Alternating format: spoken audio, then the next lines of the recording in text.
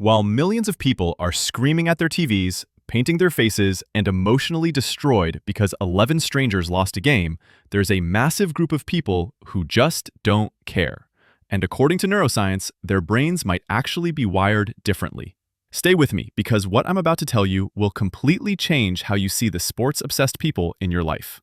Here's the thing nobody talks about.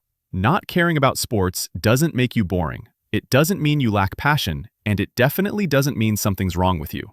But there is something fascinating happening in your brain that's completely different from the 60% of Americans who follow sports religiously.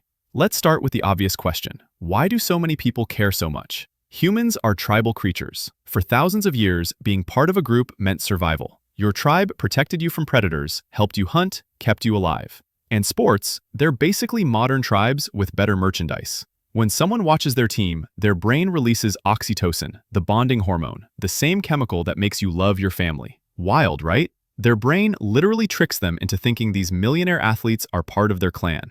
But here's where it gets interesting. People who don't obsess over sports often have what psychologists call lower tribal instincts. Their identity isn't as strongly tied to being part of a group. They're more individualistic. They're more likely to say, I don't need to belong to something bigger to feel complete. And there's actual research on this. A 2019 study found that people with low sports interest showed way less us versus them thinking. Translation, they don't automatically hate the other team just because they're not on their side. But wait, it gets weirder, because what happens in the brain of a sports fanatic during a game is legitimately concerning. You know that feeling when you're about to open a present? That anticipation? That's dopamine firing in your brain. Sports fans get that same hit during games every play, every possession. Constant microdoses of anticipation and reward. It's literally addictive. Studies using fMRI scans show that watching your team activates the same reward centers as gambling and other highly compelling activities. And here's the kicker. The uncertainty is what makes it so powerful. You don't know if your team will win. That unpredictability keeps the dopamine flowing.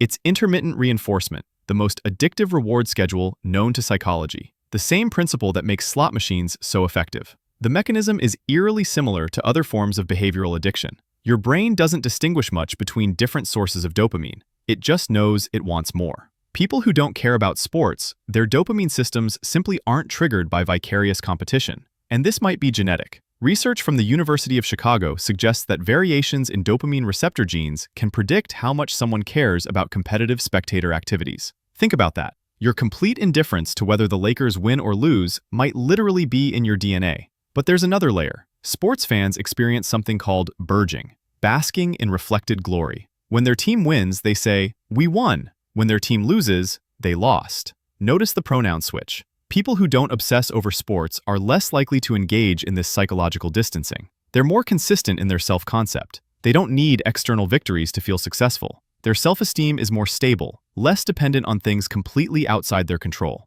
Now, before the comment section explodes, I'm not saying one way is better than the other. But I am saying there are legitimate psychological differences, and understanding them is fascinating. Here's something that sounds contradictory. Sports fans often score higher on certain empathy measures. They practice caring deeply about other people's struggles, even if those people are strangers wearing their team's jersey. So, why don't non-sports people feel that same empathy for athletes? It's about empathy allocation. Everyone has a limited capacity for caring deeply about things. Sports non-fans often direct that empathy toward different places: social causes, personal relationships, creative projects, intellectual challenges. A 2021 study found that people with low sports interest scored way higher in openness to experience and love of art and beauty. They're getting their emotional highs from art, music, nature, ideas. Their brains are seeking the same reward: meaning, connection, transcendence. They're just finding it somewhere else. And let's be honest about something else. For some people, not caring about sports is actually a defense mechanism.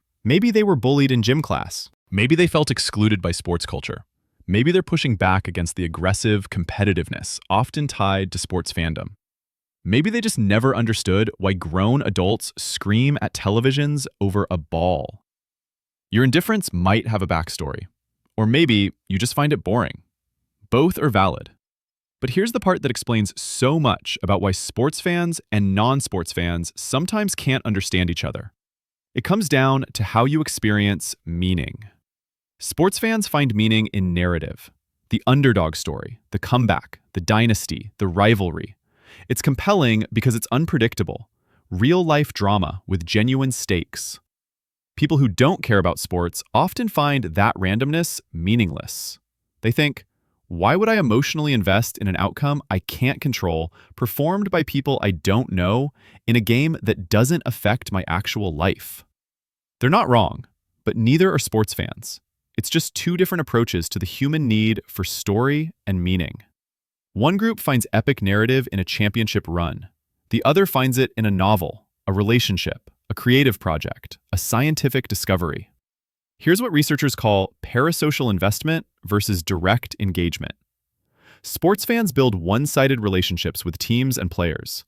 Non-sports people prefer investing emotional energy where there's actual reciprocity, where their care matters to the outcome, where they're participants, not spectators. Neither is superior. They're just different strategies for navigating the human experience. Psychologist McCallie, who studied optimal experience, found that flow states, those moments of complete absorption, can be achieved through countless activities. For some, it's watching sports. For others, it's literally anything else. And here's what's really interesting. People who don't obsess over sports often report feeling more present in their own lives. They're not spending 3 hours every Sunday experiencing someone else's struggle. They're engaged in their own. There's something quietly radical about that. So, what does all this mean? If you don't care about sports, you're not missing out on some fundamental human experience. You're just different. Your brain's reward system, your tribal instincts, your empathy allocation, they're all calibrated differently. And that's perfectly okay. The next time someone asks, "Did you see the game?" and you genuinely could not care less, remember, you're not broken. You're not boring. You're just playing a different game. One that might, just maybe, have higher stakes. If this resonated with you, you're probably going to love why quiet people are actually processing information completely differently than everyone else, and why that might be your biggest advantage. Click one of these videos to find out why you think a little differently than the crowd.